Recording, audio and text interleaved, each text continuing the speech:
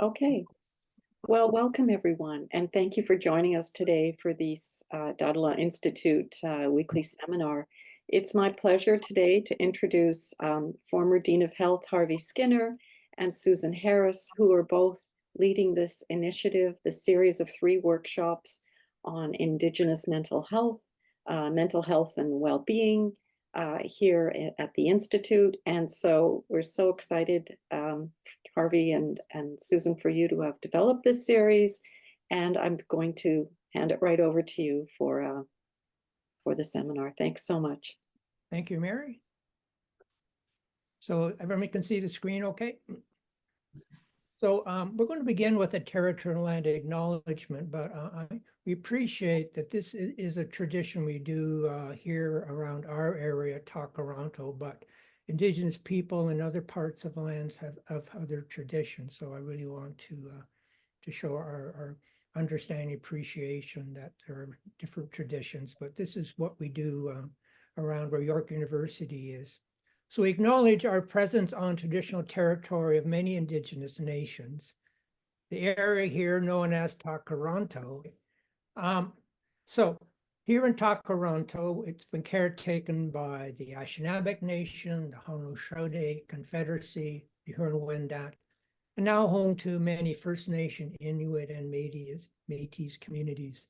So we acknowledge the current treaty holders, that's the Mississauga of the Credit First Nation, and our territory is subject of the Dish with One Spoon Wampum Belt Covenant. So this is our agreement, all of us, to peaceably share and care for this Great Lakes region. It's important not just to read the acknowledgement, but to have a personal reflection.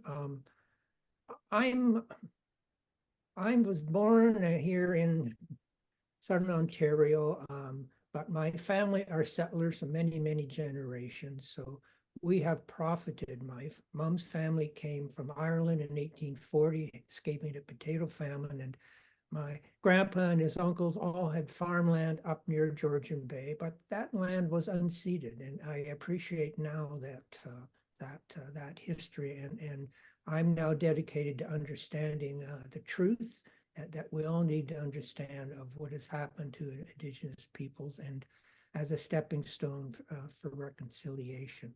So that's my personal reflection. The Wellness Impact Lab, that's led by my partner, Susan Harris, and I, and our vision is really, we're quite passionate about healing ourselves. We have to start with healing ourselves, and that provides a basis then for healing others and for healing our planet.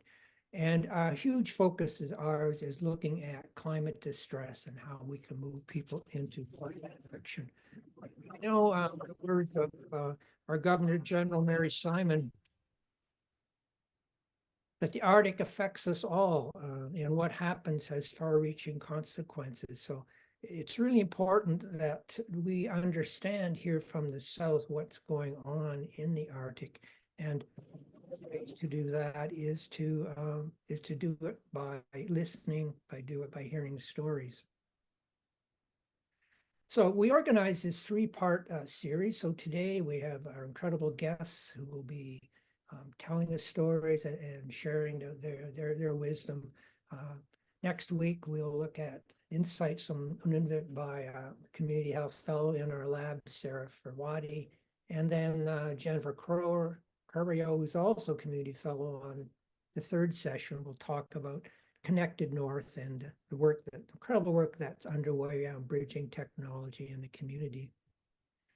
Participants, I just want to remind you can get this certificate of completion, and all you need to do is send me an email, and I will send you a very simple form to send out. So if you want to get this digital certificate, that's available. So just contact me personally. The truth about stories is that's all we are. That's a very famous quote from a famous Indigenous scholar and author, Thomas King, and he reminds us, the importance of stories. And stories either give our life meaning or they negate the meaning of our lives. So if we can change our stories, and that's really how we can change our lives. So our real hope or wish is that in today's session and by listening to stories of our knowledge keeper and elder, that will help us change our stories in positive ways for healing and saving our planet. So I'm going to listen to voices from the land. I'm going to turn it over in a moment to Jennifer, but first I just want to say hello to Sarah Farwadi. She is also a member of our lab, and she'll be leading our second session. So Sarah, do you just want to wave your hand and say hello? Hi, thanks so much for having me here. I'm excited to hear the stories from our participants today and seeing everybody in the session next week. Right. So now I'm going to turn over to Jennifer. Jennifer is the director of Taking It Global, really an amazing group that I've known and affiliated with 25 years now, really since almost the start. And she's been also leading the Connected North. And we're delighted that she's a community fellow here in our lab. And I'm going to turn it over to Jennifer right now. Thank you. Thank you so much. Can you hear me okay? All right. I'm so happy to be able to share space with you and introduce our speakers. And before I do so, I want to ask a question for you to think about. If you want, you can post your answer in the chat. What does well-being look like to you? And as you think about it, I am closing my eyes. I do invite you to close your eyes as well. And I will be taking a breath to give thanks for the air. It is also the middle of the day, and I'll just be mindful of the water and just to remind you to hydrate and also take a sip of this water and be grateful for the water. And also, I will place my feet on the ground and invite you to do the same. I will roll my shoulders and invite you to do the same. And just be grateful for my body and also my feet and the connection. And I am in a building, a concrete building, and that is connected to the land. And I do consider, as someone who is a descendant of Italian immigrants and here, and who is so grateful to have traveled to the Arctic, to many different regions in the North as a Southerner. And I feel so grateful for the connection to rocks. And that is also something that I continue to learn about. So I'm also holding this rock, and I invite you to consider something in the space around you that brings you well-being, because holding a rock makes me feel grounded. So my role today is to briefly help introduce three incredible people, and they will each have space to speak. And this is really a listening session for us. The three people are Bernice, the founder of Uasau Soap, Becky, who is a musician and children's book author, and Michael Kusugak, who is an elder and storyteller. They will each have an opportunity to speak, and we will have an opportunity to learn. The topics that they will share on will be Inuit's perspectives on well-being, observations in youth that they've worked with, both in their communities, but also throughout different regions of the North. Connections, Inuit perspectives on the relationship to the land, and also perspectives on knowledge preservation and transmission. And as part of the opening, Bernice will be the first to speak, and there will be some inkoyanami to all of you for being speakers today. And Bernice, we'd like to pass the floor to you.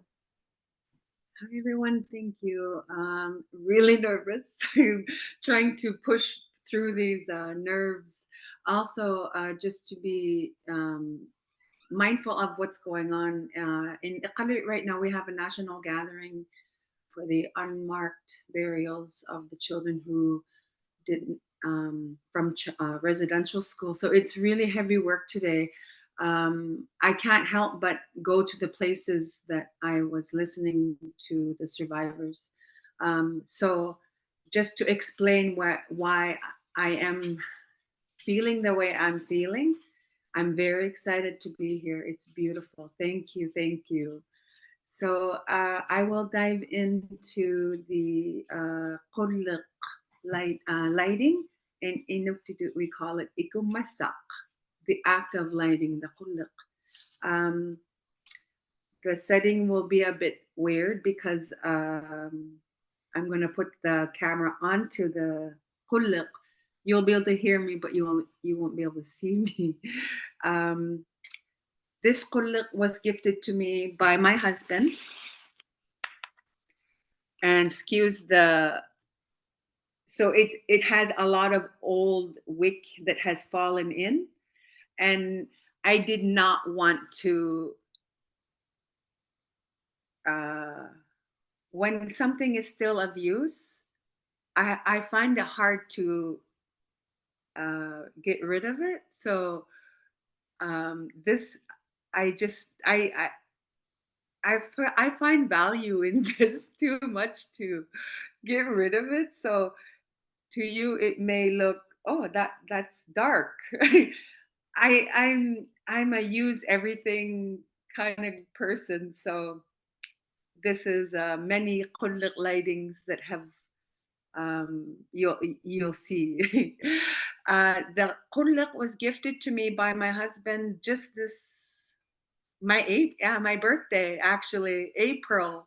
Yeah, and it was made by, his last name is Willie from Arctic Bay. I have the piece of paper in my bedroom. I'm not sure of his first name. Ryan Willie. Gina? Ryan Willie, only because I remember you posting about it and I was like, oh, that's beautiful. Thank you, Becky. I'm like, Becky's gonna be there. I need to know who it is. Thank you for that. Ryan Willie. Okay. Yeah, I'm very, very lucky. My husband knows how much I love kulli. So I have 1, 2, 3, and 4 kulli now. So lucky. I did not grow up with the kulliq everyday lit, but my grandmother did light the kulliq. So I will tell the story as I go. So this is made of marble. This here, the wick, what did I do with it? It's Arctic cotton. When I went to Arctic Bay, I was gifted Arctic cotton. She explained in her area they don't have manik, which is peat moss. We would mix that with Arctic willow. Arctic willow grows on this. This is an ukpi. This ukpi, the name of the branch. I'm not sure how to say it, right? But this grows an Arctic willow that is used for the wick of the kulliq. But you mix that. Willow needs to be mixed with manik. So peat moss and Arctic cotton can be lit on its own. And it was explained to me in the higher Arctic, because they don't have that, they use the Arctic cotton. Here we mix the two, so we use both. So now I want to explain, give recognition to late Mika Angnakak, who taught me to light the kulliq. And she said to me, us, that you do not take the job of the takuti. This is a takuti. You don't light the kulliq like this. You light it so that you don't take its job and its purpose away. And I really want to, it's so awkward to talk. I really want to say that when I say that, each time I say we all have a job and a purpose, that Inuit, even to this beautiful takuti, that we respect everything and everyone. So every time I say that, it goes deeper and deeper. And I picture everybody that I grew up with that didn't feel like they belonged or they didn't matter. Everything and everybody is here for a reason. So let's not take its job away. So I will go back to the kulliq and light it.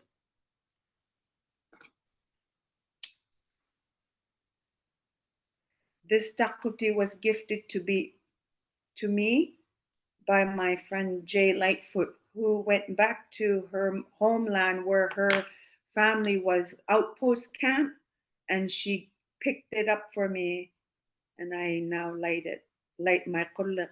Well, I try and not use it too much. I don't want it to burn away.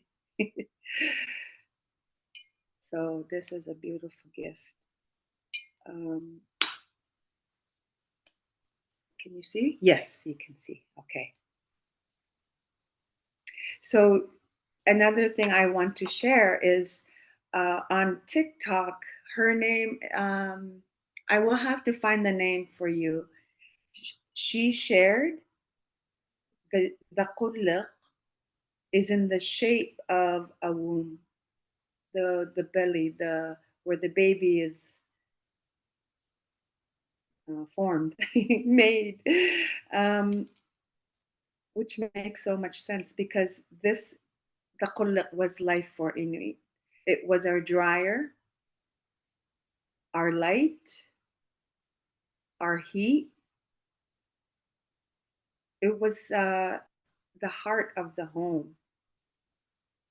So when we pick the wick, we not only pick for ourselves, we pick for others, always thinking of one another.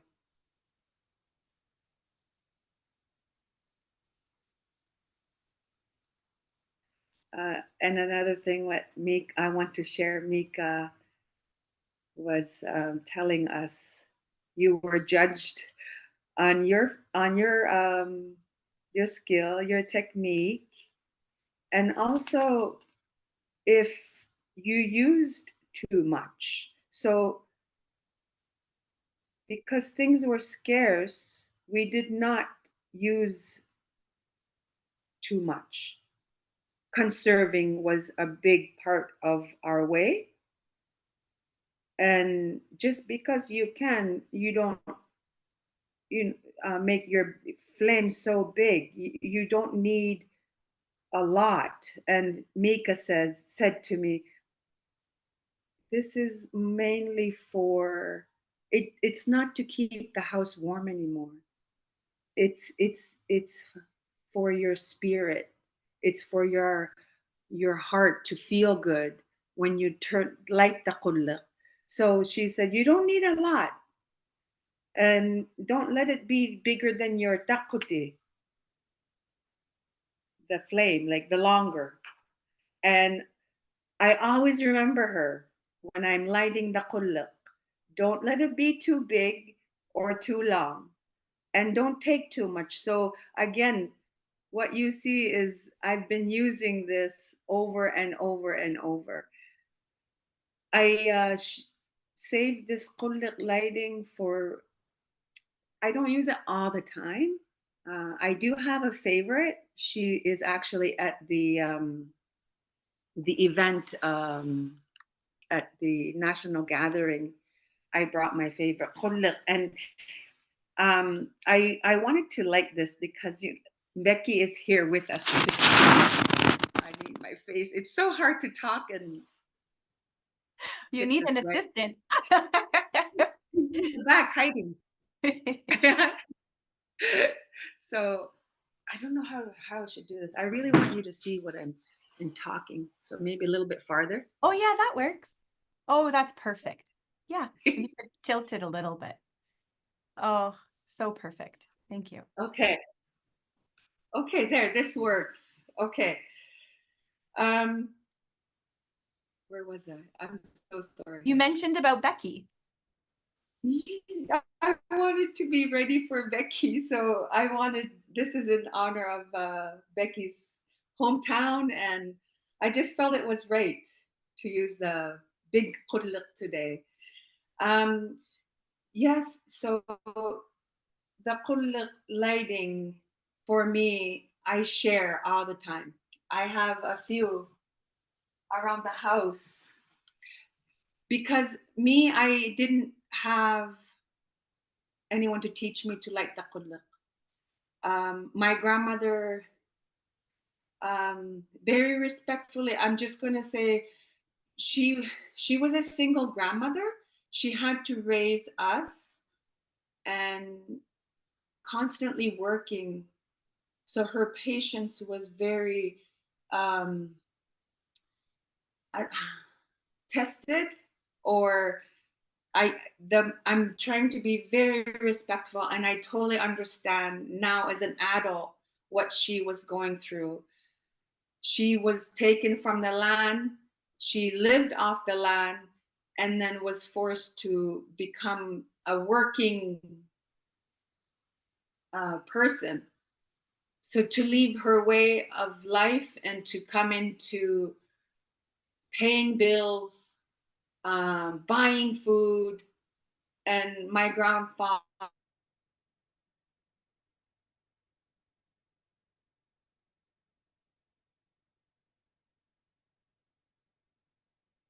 when I was 5, so I had to raise us, and was poured into things. She was loving, but she was a tough lady. So I was afraid to ask these questions to learn. The Qulliq lighting was something I always wanted to learn. She didn't have the patience, so I didn't ask. So when she would go to the washroom, I would play with the Qulliq, sneaking and moving it around. I didn't know what I was doing. I thought you just do this. I didn't know the purpose, what she was doing. I'm like, I'm just going to do what she does. And then the wick was no longer connected to the oil, and you wanted to make it look like teeth. That's the purpose here. You're like even like teeth, and mine looked jagged and missing teeth. So I was like, I heard her coming out of the washroom, and I ran away from the khulliq. And she said, "Who touched my khulliq?" And I blamed my cousin because, you know, she just got in less trouble than I did. So, yeah, I wanted to learn the khulliq, to like the khulliq. So I went to Pirovik, and Lena Ivik, beautiful Lena Ivik, has created a safe space for me to learn all the skills my grandmother was not able to pass to me, which also includes seal skinning. And again, my grandmother did do those things, but she was trying to pay the bills. So before the ban, she used to get maybe $20 for a seal skin, and that would be sivak, like pilot biscuit, enough for tea. Like we just, barely made things a living. My grandmother again was the only one with the grandkids, so she was very busy. I wanted to learn the skinning. Again, when she would walk away, I would do a little bit, but I was too scared though. I didn't want to cut a hole in there because that would mean we're not going to eat. So I went to Pirovik again and signed up for seal skinning. No, it was actually Qulliq lighting and amauti making when I was working for NTI. Another opportunity came up. It's called Qimativik program, and it teaches you, to speak in office. And one of the courses is you go to Saqut across Iqaluit. It's a camp. You learn to seal skin, to living in a camp all week with everyone and working together.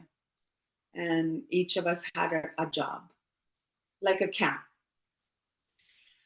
And, excuse me, when it came to seal skinning day, I was so nervous because I carried so much unresolved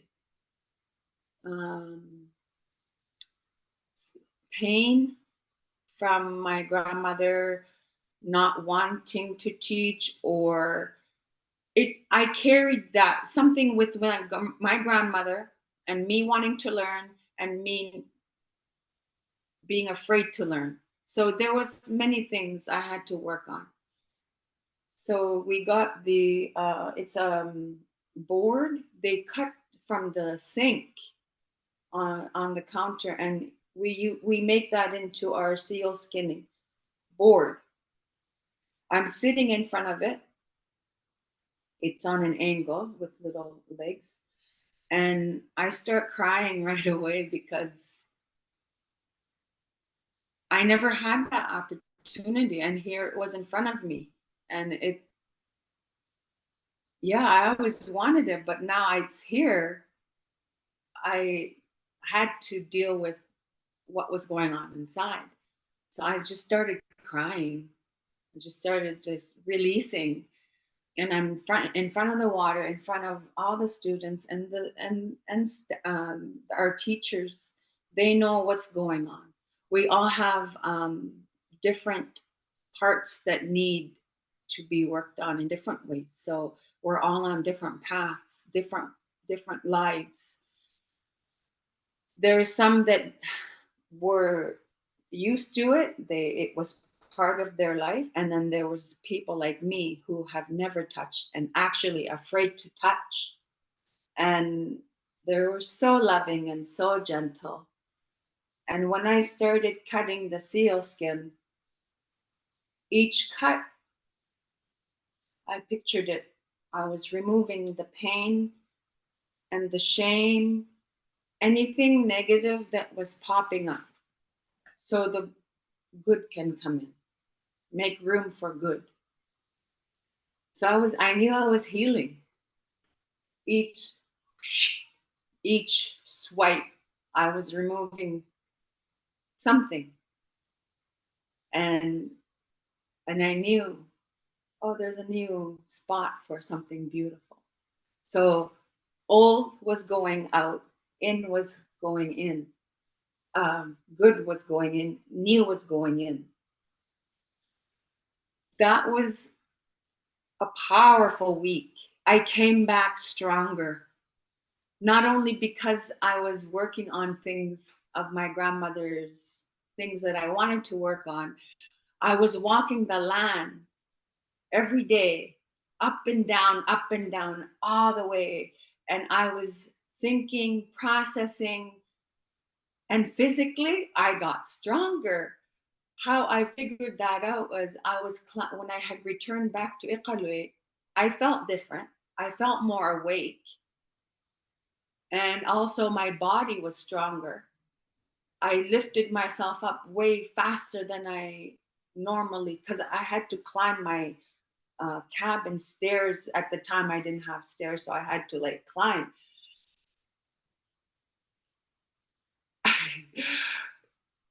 I didn't realize how 3-4 days just walking on the Nuna, the land, I was so much faster. I felt lighter. And I was like, whoa. And I lifted myself and I like, whoa, I was like taken aback because the Nuna can heal not just our emotions, but our body in such a short time. It reminded me our spot is the Nuna.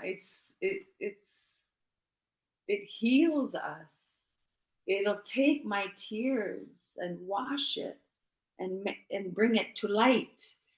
Washing. So it was a beautiful reminder on the power of the land and sharing and learning the week of what I was going through. And I didn't know how to name it yet. Now I could see what I was going through. The more I've healed, the more things are clearing up for me. And through the Takanaluk theater group I'm in, I had 3 roles. I was mother of Takanaluk. I was the camp woman who taught how to skin a seal. I was the spirit voice.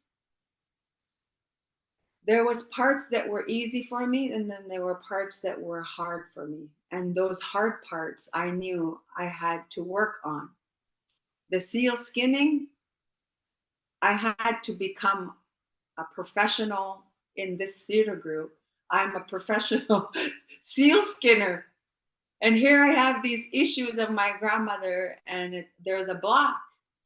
So every time I had to become the camp woman, my lines, it wasn't flowing. It wasn't going in. And I was crying to this, my fellow, the people in the theater group I'm in with. I said, I have work to do. I'm going to go to my cabin this weekend. I'm going to become a camp woman. Because we already had I've had 2 times I've been shown. I've shown that I can do it, but it wasn't going in. It was a block. So I went to my cabin. I found 428 megahertz healing to help me. The music, it's a healing on Spotify. It's like a noise that helps you, like cellular level. So I went into my sauna. I have a sauna up next to my cabin. And I went in there for 3 hours and I listened with that music. I'm becoming her and be her. And I let the music and my thoughts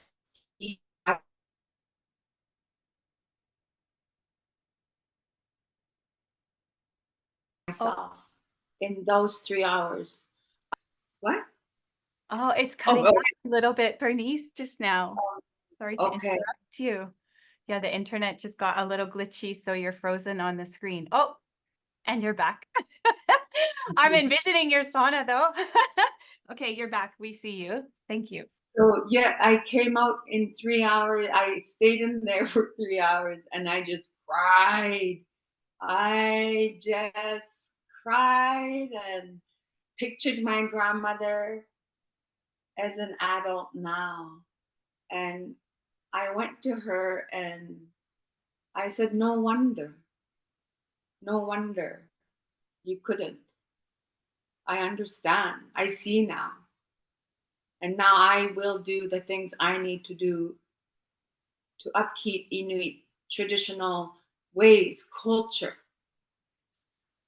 I was able to go on the stage and my friends were quite surprised on how I had been able to say the words I need to as a camp woman, that I am able to pass on knowledge. I know how. Like I had to be able to get to that space so I could keep learning and growing. And when I come to those moments where I feel something is there, when I feel that, I'm like, be curious, and I go into it instead of running. I'm smelling the beast and looking at the beast and being like, okay, I'm ready. I'm not scared. I'm ready to touch that whatever you are and figure me out. So it's my things. I had to get to that root of what was causing me to be stuck. So the Takanaluk Theater unexpectedly helped me heal parts I didn't know how to get to, and made me stand stronger to I understand our markings, and I won't let anyone. I'm untouchable now. Like these are mine and they reflect me as an Inuit woman. Me as an Inuit woman teaching youth, sharing what I was given, and letting them be a part of, okay, how else can I better myself so that I can connect better with the youth. One way was TikTok. Keep in connection with the youth in whatever form that comes. And you always have these, it's just TikTok. Like were downplaying it. People were putting it down. And I was like, this is where we get disconnected with the youth. Right here. I'm not going to follow. I'm actually going to open a TikTok and get into that world and be like, this is a form of expression. This is them expressing. Do it and be a part of it, and not like, that's just for kids. No, be curious and don't like think you can't follow, because you create your own barriers by doing that. And I want to be able to stay connected to the youth. I want to be youthful. And how? And that's staying connected to yourself, your true authentic self. That little girl, me, it's my grandfather. He used to come home around the corner, and I'd wait for him on the stairs. And I know it's time. He's gonna come around the corner soon. And I always made sure I met him on the deck waiting, and there he is around the corner. Those connections are so important to keep, because they keep me in my happy place when I'm lost, and I get like in my dark, it gets pretty dark. We can pull ourselves out. Remember that little girl, that moment that brings you such joy. That's your authentic self. And there's parts where I used to be scared of going. I used to be scared of silence. Now I love it. I welcome it. I am deeply and connected to myself and to my culture. And that's when I really found I started my healing connection to my culture, my roots, my people. The names that I carry are Kusugak, Ilatak, Bernice Kootoo Clarke, Sai Matita. In my home community, I am their mom, I am their dad, I am the wife, I am different for different community, and I can reach out and they're here, and to be able to talk in kinship. Yesterday, the MC was, before I lit the kulla, I had a question, and it was to the MC, and I said to her, Atikulape. It means the one that I share a name with, Tujaktuga. It's powerful. It's beautiful. It's and the reaction is, hi, like, I'm here. And that's me and her's relation, is we share that, the name of Tujaktuga. Even to the playing time of, I'm more Tujaktawak than you. I was born before you, so I have 2 years on you. And then I'll have Ilata, who is her name on birth certificate, Ilata. My Ilata name wasn't put on that birth certificate, so she teases and says, well, I'm more Ilata than you. It's on my birth certificate. So it's a connection, in my community, and we heal each other. We're healing each other by naming each other. My mom passed away, so people name their child after my mom. Mm. Where they're healing me through that connection. Bernice, I'm sitting with you, like feeling that I'm at your kitchen table when we met together, when I came and visited. And I feel so honored that you accepted the invitation to share the opening of this session today. And I'm going to post in the chat the Uasau Soap. I could listen to you for not only hours, but days. In fact, you, Michael Kusugak, and Becky, all of you. And I'm excited to be able to segue and just share a couple things from what you said that are really, really resonating, like the lighting of not too long and not too big. That sort of sat with me.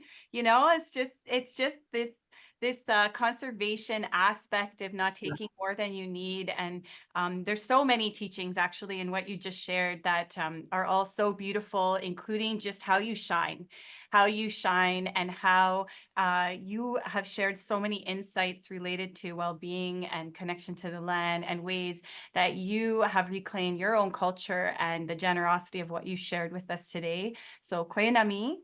For that, and I would like to now invite Michael Kusugak to share his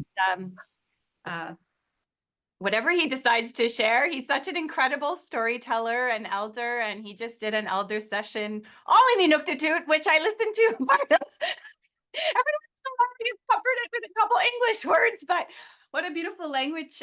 He's done so many sessions also with Connected North, and I'm excited to listen to whatever you choose to share with us today. So over to you, Michael. Koe na mi.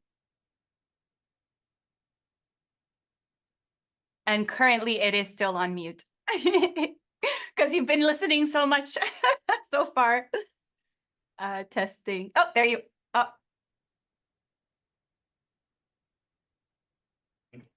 Yeah, we hear you now. Okay. Here I am. Yeah, my name is Dahdaleh. And I grew up, or I was born on the west coast of Hudson Bay, about halfway up a little place we call Katiktelik. And that was in April 1948. And immediately after I was born, we moved up to Nauyat, right up at the very north end of Hudson Bay. And that's where I grew up. And when I was 6 years old, an airplane came, and this airplane took a bunch of us kids down to Chesterfield Inlet to go to school. And we had to be there the whole school year.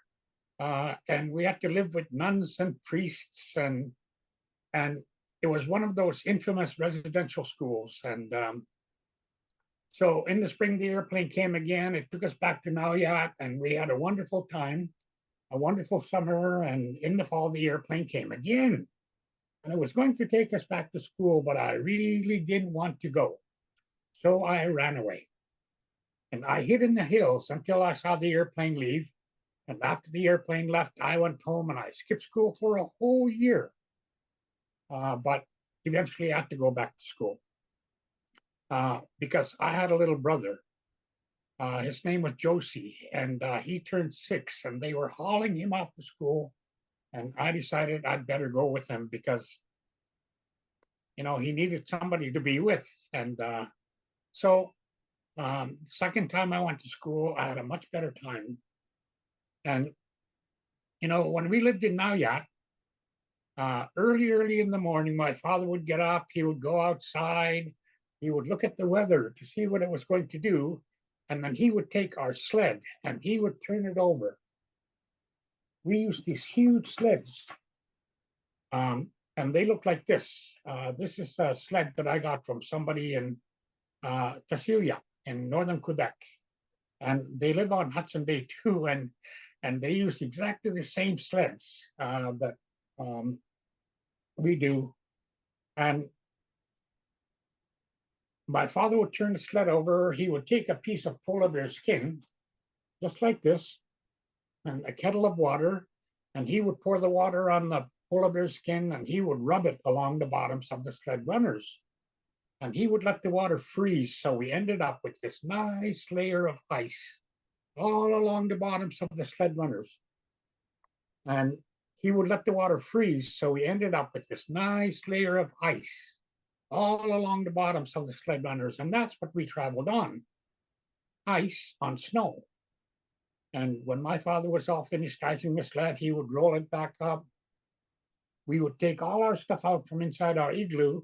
We would put them on a sled. We would roll them up in huge skins and tie them all down. And then we would hitch our dogs to our sled, and we would go traveling all day long. At night, when we stopped, my father would build an igloo. When the igloo was all ready, we'd go inside. We'd bring all our stuff inside. My mother and my grandmother would light a hudlik. And this is just a small hudlik that I got from somebody in Rankin Inlet. And my mother and my grandmother would light one of those, and they would start to cook us something to eat. They would heat up the inside of the igloo a little bit because sometimes it was really quite cold. And then they would make up a bed, a nice big bed with lots of warm furs. And every night, when I was all finished eating, I would go to bed. And when I went to bed, I would say to my grandmother, and my grandmother would say, Unikakto sa kangin nama. Ananityak unikakto alawit. Unikakto sa kangin nama. Grandmother, please tell me a story. But I have no story to tell. Grandmother, please tell me a story. And after I asked her many, many times, she would finally say, okay, settle down and I'll tell you a story. And my grandmother told me some of the most incredible stories I have ever heard. When I was a little kid, I think my most favorite story in the whole world was the one that goes, it's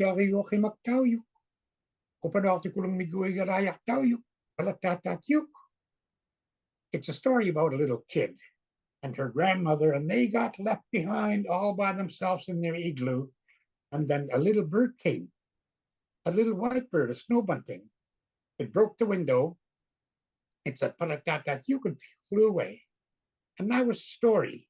And I really loved that story. And I would ask my grandmother to tell it to me over and over and over until she got tired of it. And then I would have to ask her again. And she would say, but I have no story to tell. But of course, my grandmother always had lots and lots of stories to tell. Well, 35 years ago or 36 years ago, I wrote a book. And the book is called The Promise is a Promise. And I worked on it with a guy named Robert Munch. And when we were happy with it, we had it published. And you know, it's been selling ever since. And now I have, I think, 18 books that have been published over 35 years, 36 years now. Anyway, I travel a great deal. All over, the last place I went to was Vancouver, and then in March I'm going to go to Nova Scotia somewhere. And one day, my wife and I ended up in Winnipeg, and I was telling stories at the Winnipeg International Writers Festival. And when we were there, the organizer of that festival invited us out for lunch. And when we were out there having lunch, she said, you know, we have a whole bunch of money left over. And can you help us spend it? We said, of course. Like, how can you say no? You know? So she said, well, what can you do? I said, what I would like to do is I would like to go to Iqaluit, spend a week in Iqaluit, and then go to Rankin Inlet and spend a week in Rankin Inlet, and I will talk to every kid in every school in those two places. And what I want to talk to them about is Inuit. Who are we? Because, you know, you can't really find that information on books. Like, I have lots of books, and you can't find anything on the internet about who Inuit are. And so I started doing a lot of reading. And I discovered that, according to archaeologists, we have been around for 4,000 years, 6,000 years, as far back as the Ice Age. And the reason we couldn't come to North America is North America was completely surrounded by water, and we couldn't get across that, water. Well, I decided, these people really don't know us. Like, they don't know anything about us. So how can they tell us that we can get across that bit of water? You know that bit of water called the Bering Strait between Alaska and Siberia? I looked it up on Google Earth, and it is 52 miles wide at the narrowest point. And there's an island in the middle. And it turns out some American girl swam from Alaska to Siberia. And so I thought, we've been around for a long time, and we've been going back and forth between Alaska and Siberia because, the Inuit in Alaska had families in Siberia, and they used to go back and forth. And how did they do that? Traveled by kayak. And how long have we had these things? Well, if you are familiar with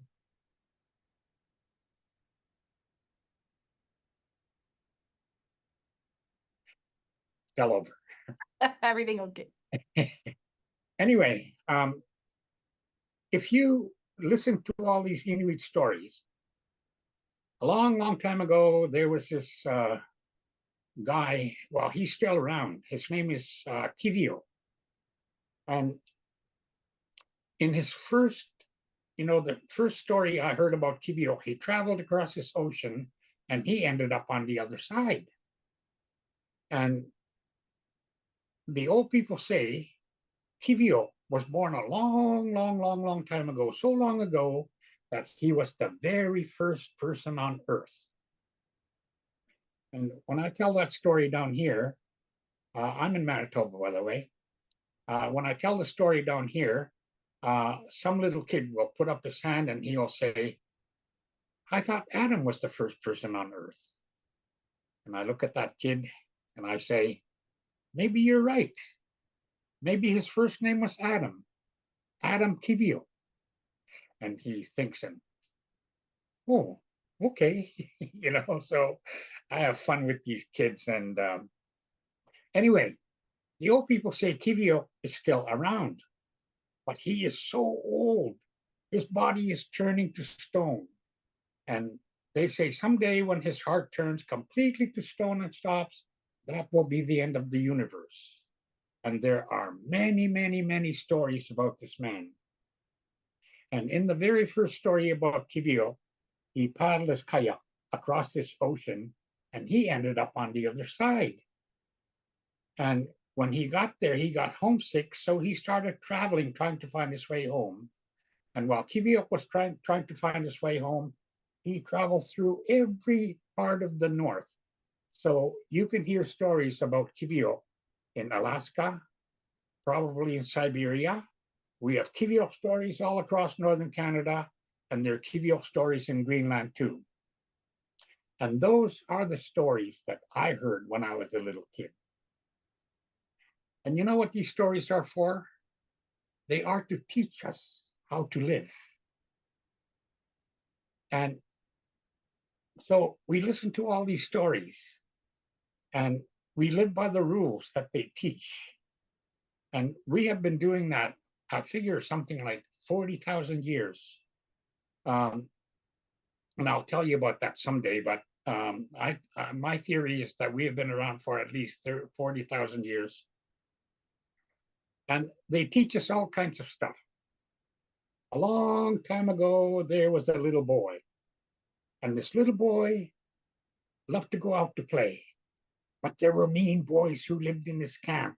They would run after him, they would fight him, they would make him cry, they would rip up all his clothes, and the poor boy would go home to his grandmother because he was an orphan.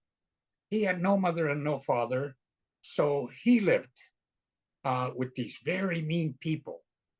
There was a mean man, his mean wife, and their two mean daughters. Our own version of Cinderella.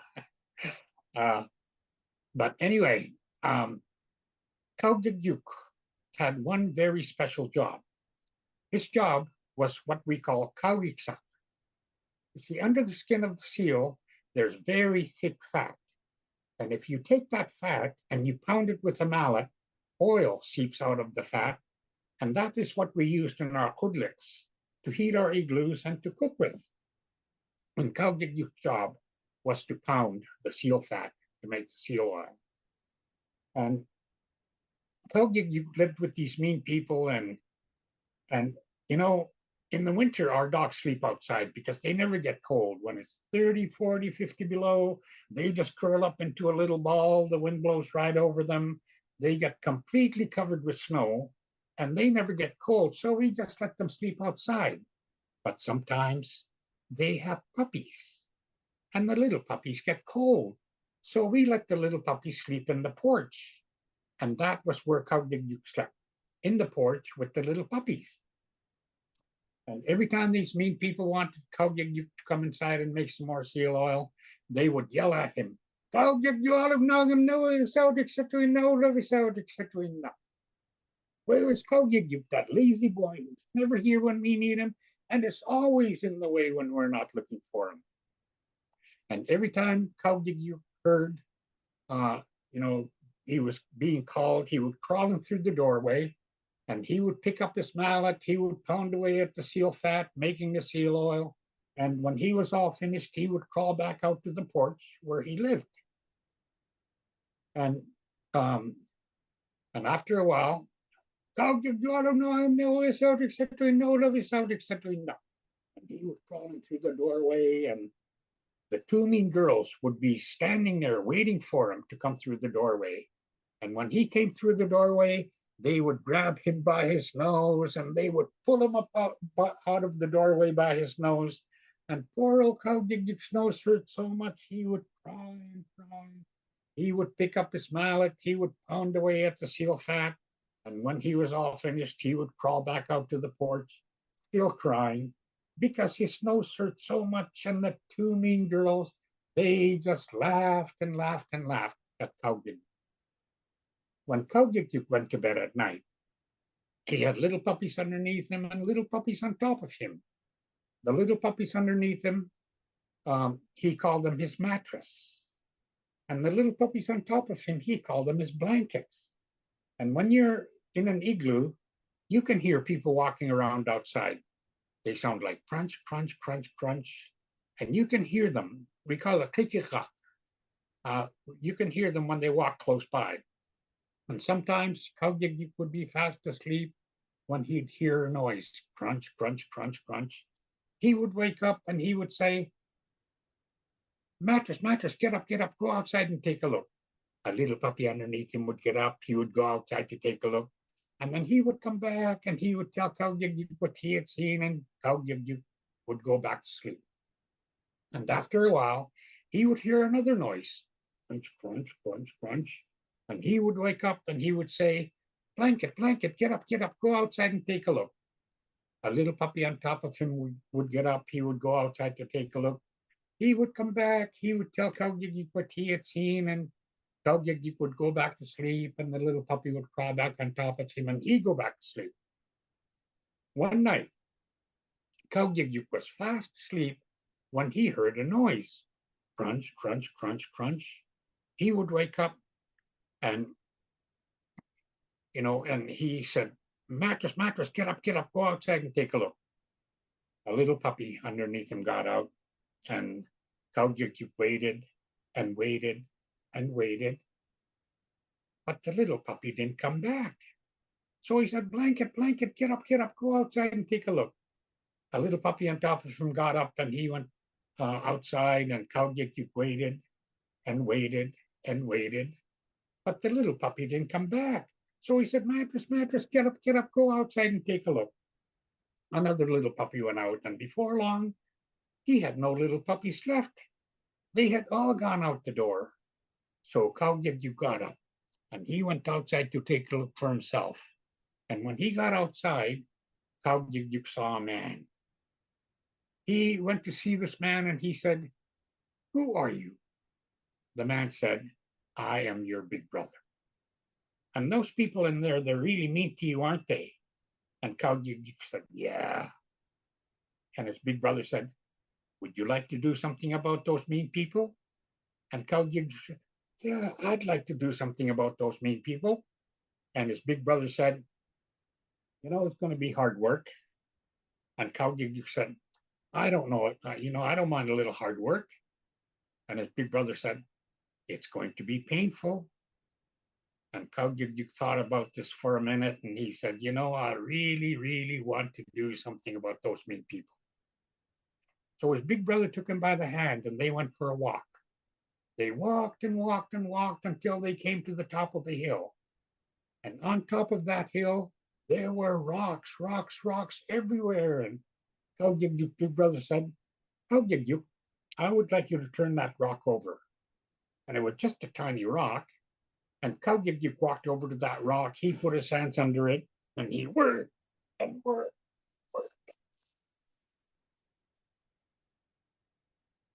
The rock was frozen right into the ground.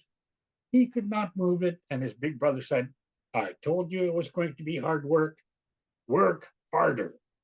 And Kaugyugyuk put his hands under the rock, and he worked and worked and worked, and he went pop. It moved, so he picked it up, and he flipped it over. And his big brother said, That's wonderful. And then he said, Now try that one. It was a bigger rock. And Kaugyugyuk walked over to that rock. He put his hands under it, and he worked and worked and worked and worked, and he flipped the rock over. And his big brother said, That's wonderful. And then he said, Now try that one. It was a big rock. And Kaugyugyuk walked over to that big rock. He put his hands under it, and he worked and worked and worked and worked. But he was only a little boy. He could not move the big rock. And his big brother said, I told you it was going to be painful.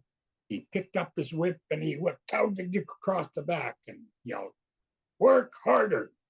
And all night long, you could hear that whip cracking on top of that hill.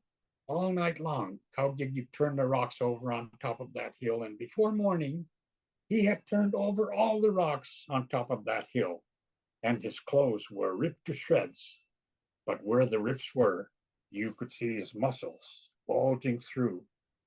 And finally, Kaugyugyuk picked up a bag, and he said, This is a bag of clothes my wife made for you. Go back to your porch with your little puppies. And in the morning, something will happen, and you will know what to do. But don't be so mean to the meanest of them all.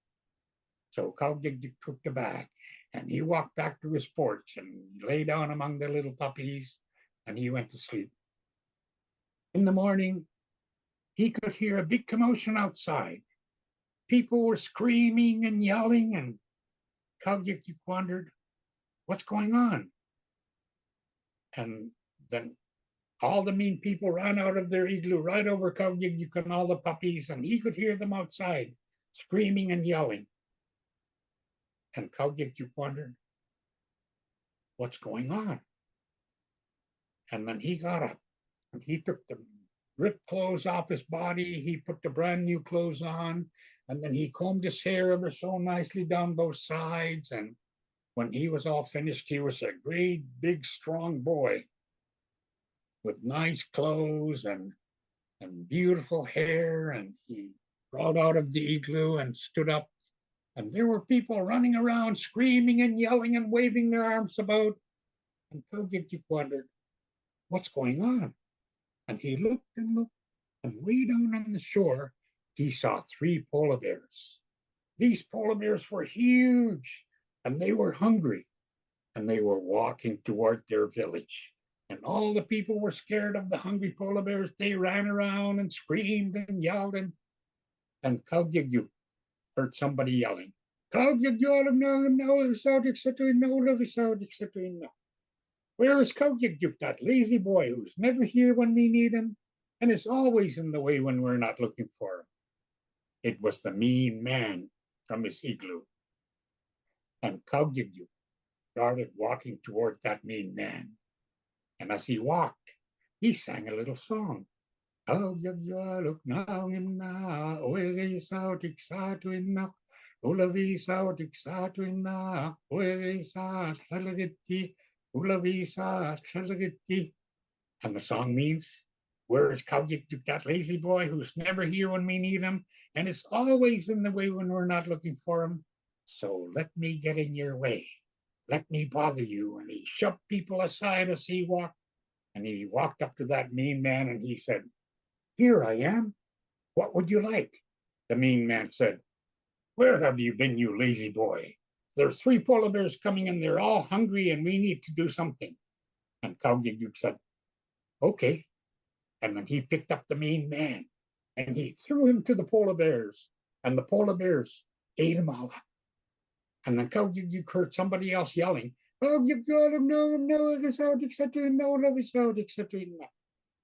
was the mean woman. And he walked over to that mean woman and he singing his little song.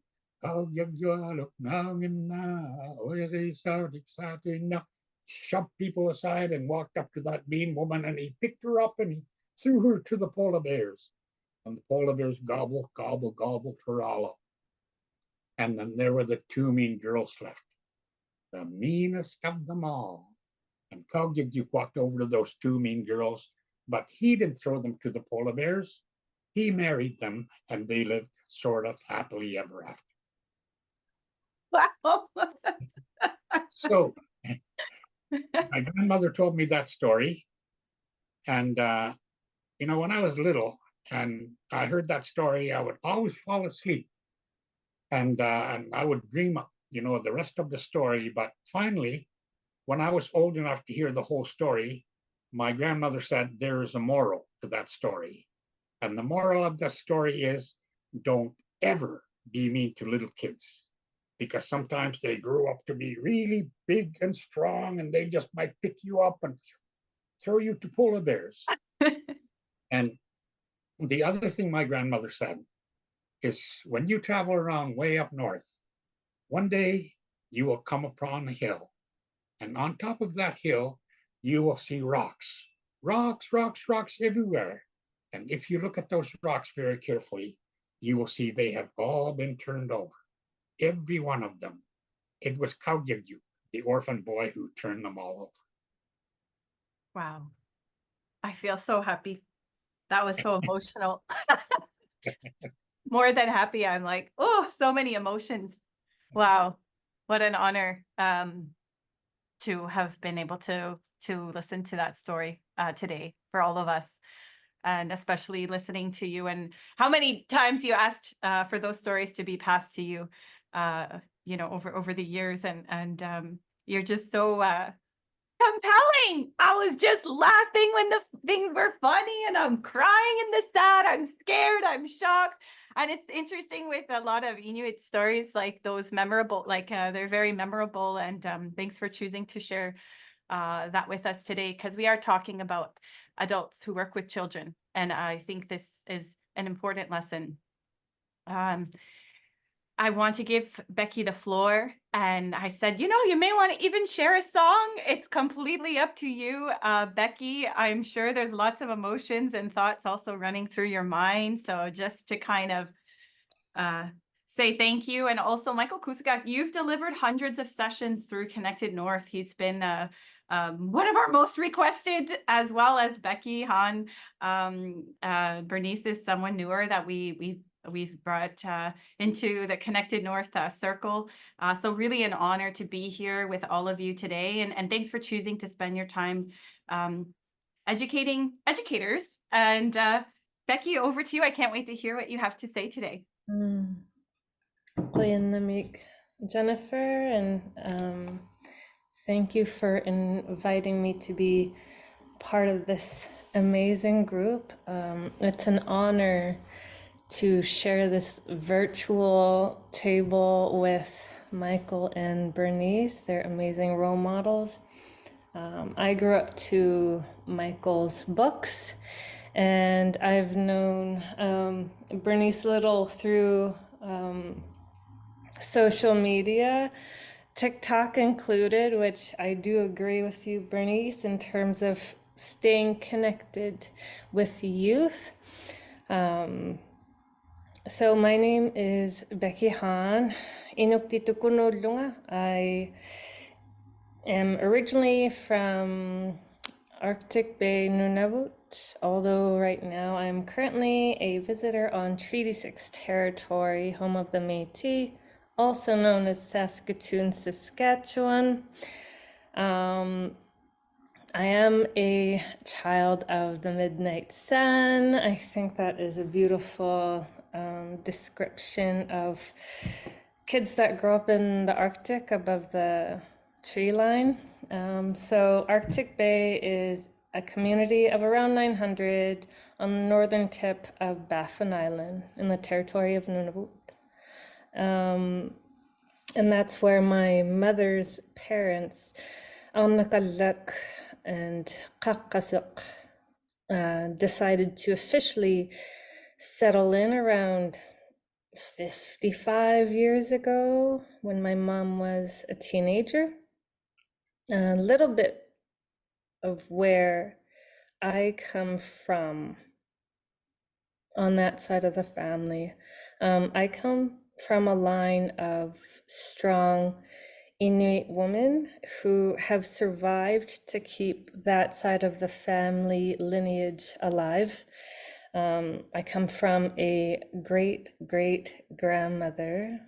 Her name was Sukpapik, who traveled by foot for nearly 3 months during the summer months with her big pregnant belly and a small toddler in tow, and one husky that survived who would carry their belongings in their tent to find another outpost camp after her husband had passed away.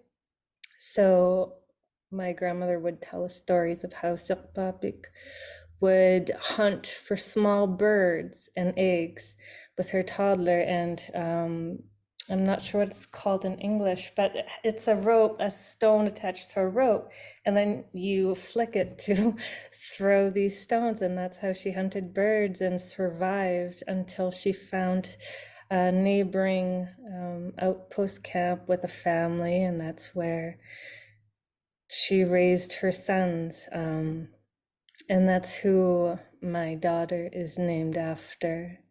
And so it really resonated with me when Bernice was mentioning the importance of Inuit naming each other and how we keep those spirits alive. So I really love that story. So I come from a great-great-grandmother, Sukpapik, who survived.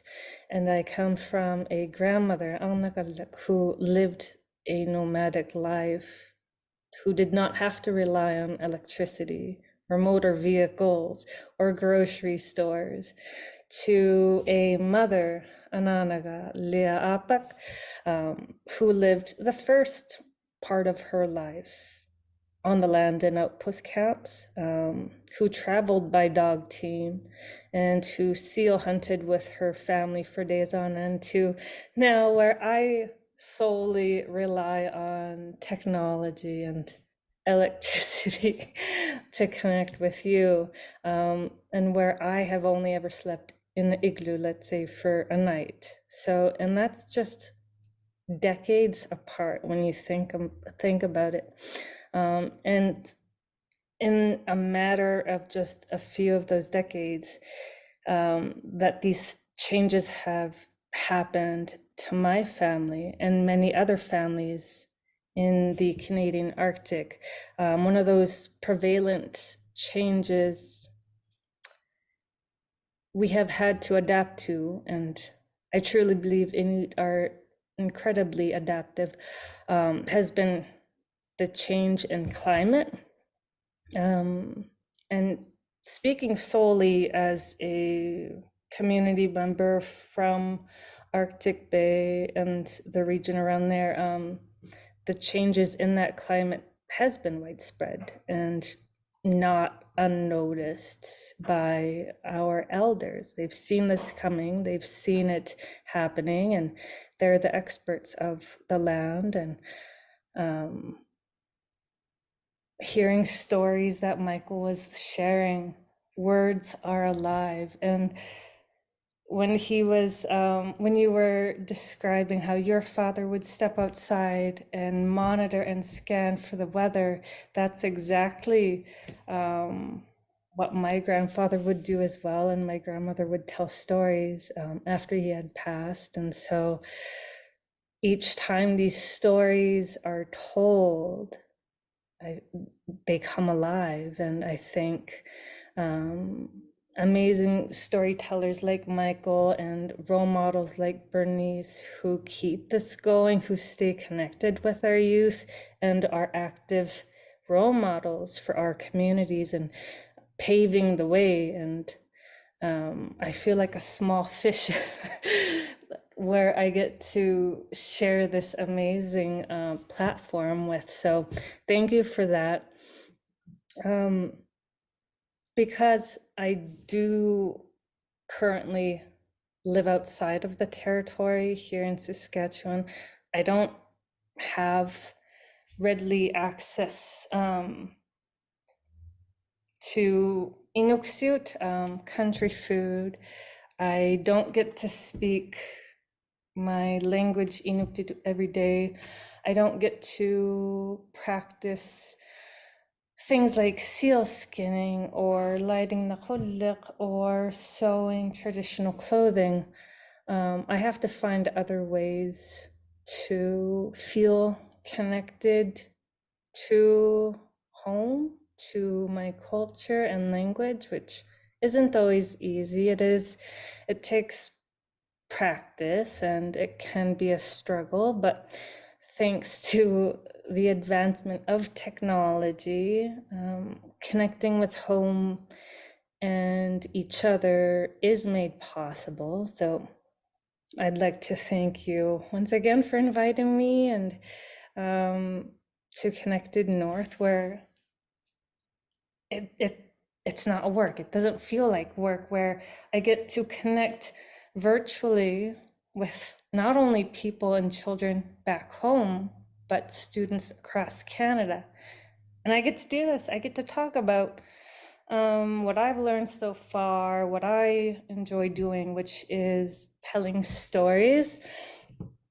And I like writing stories that I can read from a book, stories that I can sing on the guitar.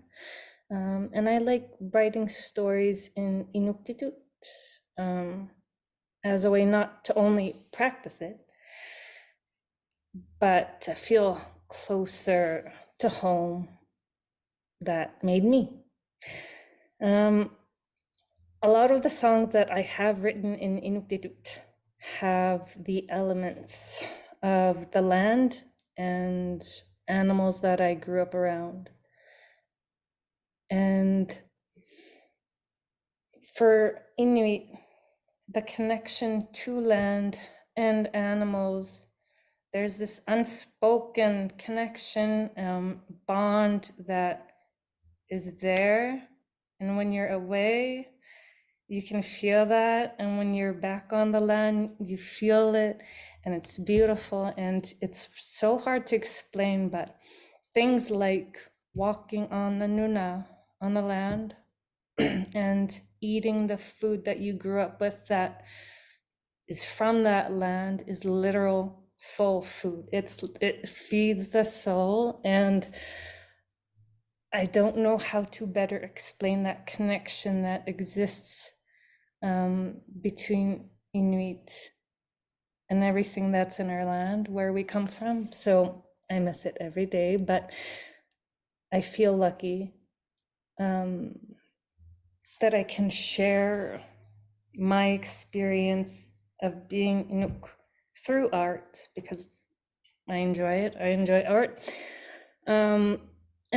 So speaking of songs and creation and art, one of the songs that I wrote geared more toward children in Inuktitut was turned into a book, first book. I'm about 36 years away from comparing myself to Michael, but it's The Bee, and it's in both, it's originally in Inuktitut, but we turned it also into an English version, and this is what I get to share with students across Canada. And I really enjoy it, and it's a book about a bumblebee and a little Inuit girl terrified of bumblebees, trying to run away from it straight across Nunavut. And yeah, I'm hoping, my dream is to create more books, not only for small children, but for older kids. And I think there's an amazing space available for creation, whether that's through Inuktitut songs, literature, and just art in general. And although I'm fairly certain folks here besides Michael and Bernice understand Inuktitut, I think it's always a beautiful opportunity, if you haven't heard the language, to hear it through music, which is what I'll share.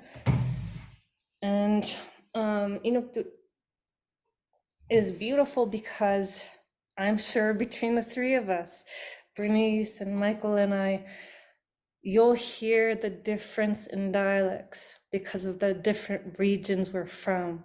So there's many different dialects between, I'm just gonna put you down a little bit, between Inuit and, I hope you can hear that. I can't see. Yes, we can hear. Good. Oh, this is exciting. This is what I enjoy doing. It's a way for me to feel connected and to practice Inuktitut. I'll sing little bits of a couple different songs. And as I'd mentioned, a lot of the things that, pieces that I create in Inuktitut pertains to the land or animal or just Nuna in general. So the songs that I'll sing will touch on Nunavut.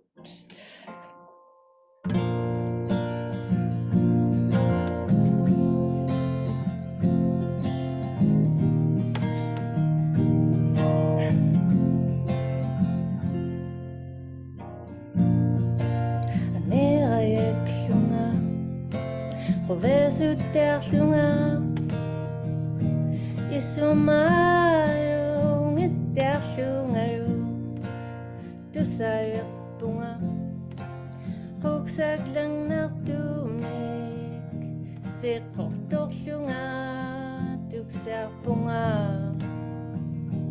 Ikayurtawrolanga Kiuyawunga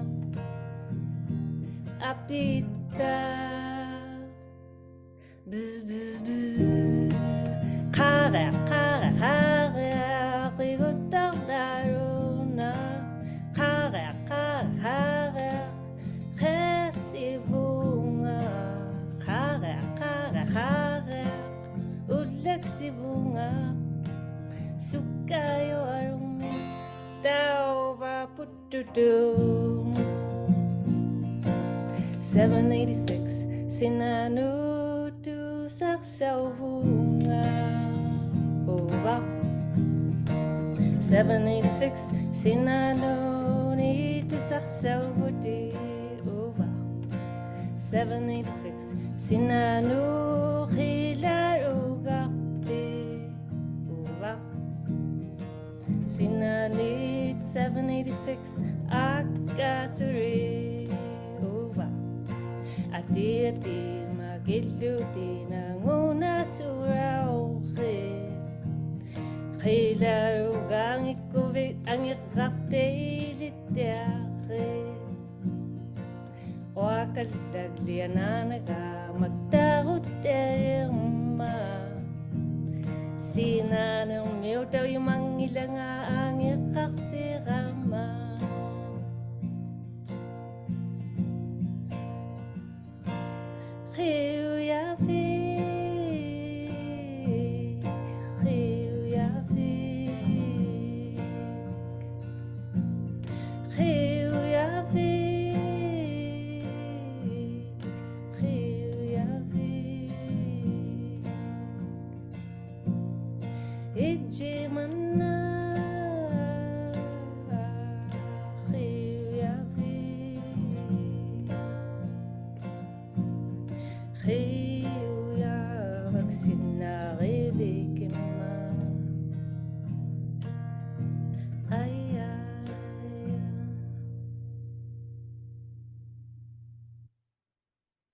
It's 3 snippets of songs. The last one not being mine, it's just a rendition of a traditional ayaya song. Becky, oh, Bayanami, I'm so happy that you shared your voice with us and listening to you, and especially with the buzz part. Can you just teach us that buzz sound again? Because you do that with the little kindergartens and they all go around. Oh, the title of that song is Karek. Karek. Yes, Karek. So in her sessions with the little ones, they all are, you know, pretending that they're the bees. And yeah, what a beautiful way to close. And I made a promise to Becky that we would end on time because she has something in 2 whole minutes. So putting her last made sure I would be able to keep my promise. So if we can all just join together in a huge Koyanami thank you to Becky, to Bernice, to Michael. This was incredibly uplifting, insightful. And the way that you all shared your stories, they're going to be light bulbs that are going to go off in our lives. I can say that for sure for myself personally, not only throughout the day, but throughout our lifetimes. And so I just want to say that you make a difference every day in what you share and who you are as Inuit. And I am humbled to have had you all and to be able to host the 3 of you together. And so, yeah, have a good day, everyone. Thank you. Thank you, everyone. Thank you. I want to thank everyone as well, our 3 speakers or storytellers. It just shows the power of stories, how it touches not here, but really touches the heart and our spirit. And that's what's needed to get this connection again. So it's so moving. And I guess the job hosting it, Jennifer. And so I invite everyone to, if you can, join us a week from now when we'll have our second session led by Sarah, and then a week later, Jennifer will be back. So anyway, just wanted to thank everybody and the staff at our institute who provide the tech support and our wonderful team on our Wellness Impact Lab. So I just want to say thank you, everybody, and have a great day. Thank you. I didn't realize there was that many people watching. Thank you. I thought it was 4 of us. Bye. Thanks, everyone.